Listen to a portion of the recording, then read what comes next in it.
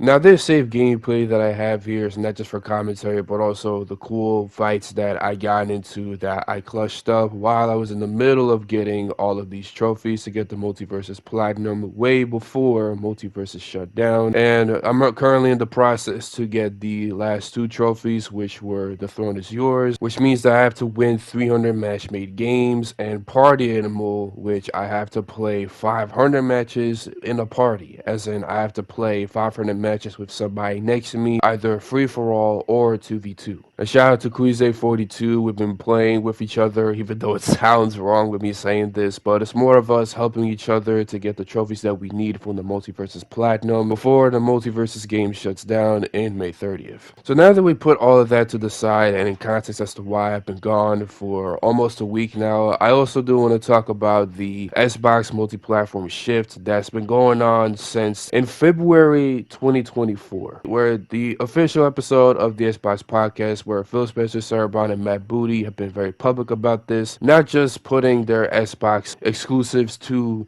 PlayStation, but with more rumors, okay, from Forza Horizon 5 that was going to PlayStation, which has been confirmed, Indiana Jones and the Great Circle going to PlayStation, which has also been confirmed, and right now Gears of War, which I have made a video about that, confirmed to go to PlayStation, and it has a lot of publishers baffled with Xbox strategy according to this article. Xbox multi-platform strategy is leaving some publishers and developers baffled, with some no longer seeing the need to develop Xbox versions of their games. The current Xbox multi-platform strategy is leaving certain publishers and developers baffled, so much so that they no longer see the need to develop Xbox versions of their games. Consider the consolidated, if I said that correctly, PlayStation dominance on the market. Speaking during a recent podcast, the game's business co-founder Christopher Dring, commented on the current situation of the console market, highlighting now with Xbox multi-platform strategy. PlayStation is the dominant player more than ever in the console space. Almost every Xbox game launching this year is coming to PlayStation 5 at launch, like Doom the Dark Ages and Gears of War Reloaded that just got announced recently. Only Avowed and South of Midnight did not launch on PlayStation 5 this year, but they could be the final Xbox console exclusives for the time being. While the Xbox multi-platform strategy could be paying off in some way, as Microsoft's published games on PlayStation 5 are doing quite well, certain publishers and developers are reportedly baffled. From their point of view, they want the competition in the console space, and if Microsoft is releasing their games at launch on other systems, seemingly leaving their hardware behind, they don't see the need to create Xbox versions of games. As Christopher Drange highlighted, Microsoft will have to strike a balance in the future. Though the current multi-platform strategy seems to suggest otherwise, the Xbox Series X and Xbox Series S consoles won't be the last gaming systems by Microsoft. The company is hard at work on its next generation plans, which include an Xbox branded handheld in development together with Asus, which has been confirmed, of which we saw the first images earlier this week. A full-fledged handheld system and a proper home console that will be the successor to the Xbox Series X and that will deliver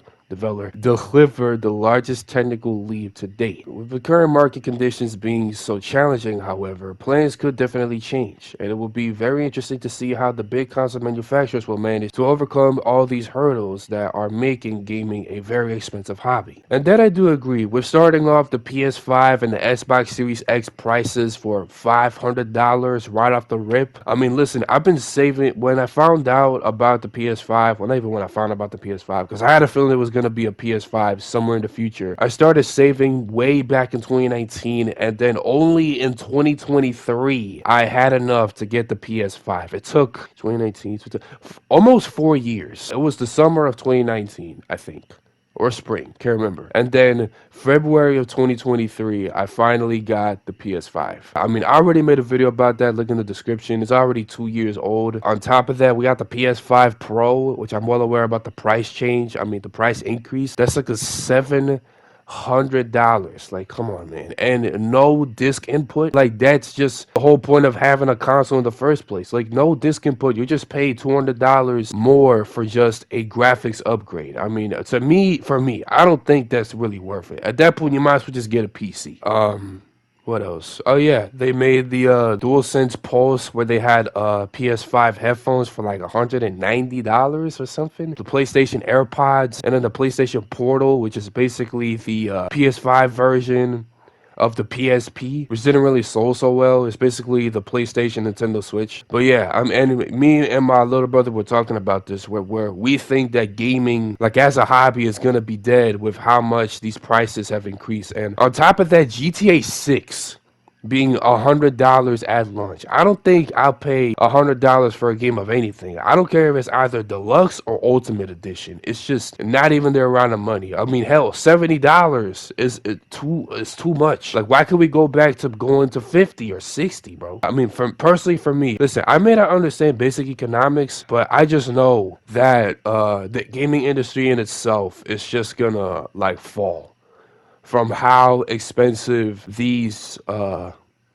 luxury is going to be as a hobby for the future, to the point where you just got to work at like a six-figure job to get the next generation consoles like the PlayStation 6 or the rumored Xbox Prime that's coming out after the PS6. Now, I also want to talk about the developers and the publishers that are baffled about the Xbox Multiplatform Shift and don't see a reason to make an Xbox port of the game. Personally, my opinion, I honestly feel like that's unfair because not a lot of players got a PS5. Okay, I mean, it's just their preferred choice to play. Okay, I feel like spending $500 or $300 on a competitor's console just to play the said game is just a waste of money, in my opinion. And on top of that, I also do think it's unfair that they can't play a ported version of this game because of the Xbox Multi-Platform Shift. I mean, listen, if it's an Xbox exclusive game going to PlayStation and or Nintendo Switch, I don't really see the issue. It's really just like them sharing like their projects that got into the console to other parties like PlayStation and or Nintendo Switch, and most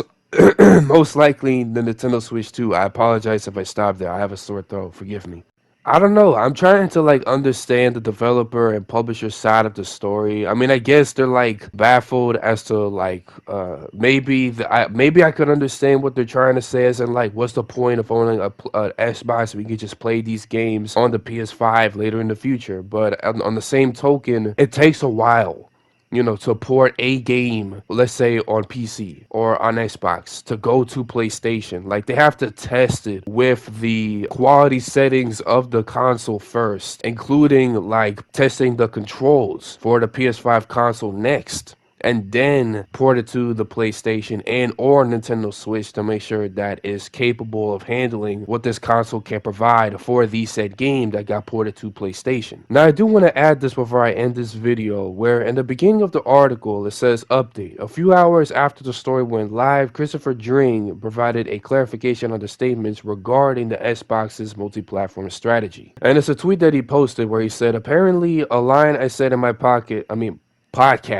has been picked up. It was the one around some publishers / developers being baffled by Xbox's strategy of putting games on PS5 and questioning why they support Xbox if they're not going to grow the console. Three things to clarify. Number one, Xbox's third-party support is stronger than ever. You can see that through Game Pass deals, relationships with Square Enix, Sega, etc. There's no evidence at all of people walking away from Xbox, quite the opposite. Well, there were some pictures that I did saw after the multi-platform shift was active, which I did make a video about that, link in the description. This part of the podcast was really to point out the transitional challenge Xbox has in keeping publishers happy with the Xbox console while pushing their multi-format strategy. I don't believe for a second we're going to see many companies, if any, move away from Xbox, despite what a few might be crumbling in private. The whole industry strategy is multi-platform. And lastly, ultimately, I believe Xbox's strategy is great. It's just there's a transitional challenge they need to manage, but they can do it. Xbox plus Game Pass is still one of the best value deals you can get in video games. Now, it's good that he clarified this because honestly, I'm trying to understand the developers and publishers side of the argument, but I really couldn't because it really just didn't sit right with my head. And I also do want to add on to when he said that Xbox Game Pass is the best deal in video games as a whole. And in fairness, I feel like a portion of you guys found this video on your recommended, but a couple months ago, or maybe a year ago, I made a video talking about how Thomas Mahlers, the creator of the Ori series, was under fire after saying that the Xbox Game Pass doesn't really support the developers and really just going to the publisher itself, that being Xbox. And the only way that you could support the Ori series is if you buy the game on Steam. And that really is the true side that I unfortunately found out of being an indie game developer working for a huge company, that being Xbox making an exclusive or PlayStation making an exclusive. I mean, the best way that I could describe is like PlayStation Plus, where you're essentially buying a subscription to play a game though you don't own the game. Okay, it's like a trial. And before you guys be after my throat, you guys are probably going to be questioning if you guys did find my PlayStation username, where you're going to be asking, oh, but then why did you have PlayStation Plus? Well, I need to get it just to play online, and just to get the Multiversus Platinum, and on top of that, get the different Bloodborne endings, which I am still planning to play, but right now I'm just trying to get the Multiversus Platinum before the game shuts down this month. Like the last day of May, basically. But yeah, I wanted to make this video, and it's been a while since I made a video talking about anything regarding the Xbox Multiplatform Shift. I mean, it's been a year since it started, and I'm still waiting for the Ori PlayStation port. Like, I made a whole playlist, and I promise you, I will be making a super mega video of me playing the game, getting all the achievements, playing the Ori and the Blind Forest on the hardest difficulty, which has been talked about multiple times in the Discord server for me to do not ever play this difficulty unless if you want to lose your sanity. That's my phone. According to one of my friends, shout out to the homie Wispy, including Trasso, Venti, Sam Mac, Simon, Cordial, like probably 5 or 12 people that I've talked to or met told me to never play this hard difficulty. Now, the main question is, am I going to play that hard difficulty?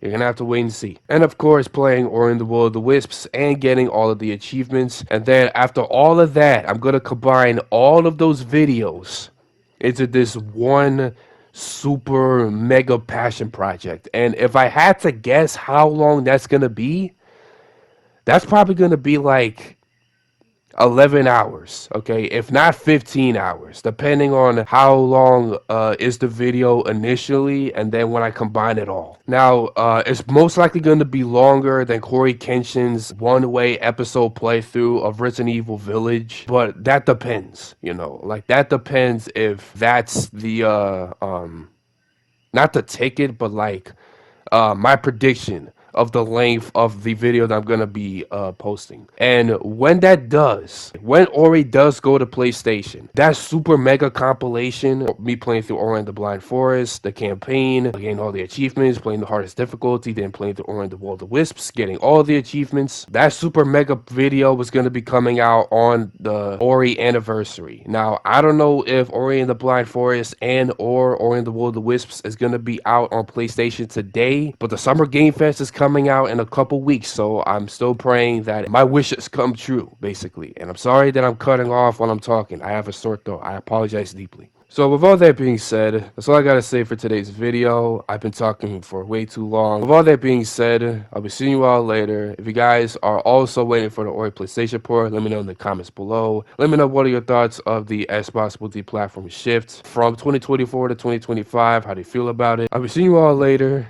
This is Wolf Gray. Peace.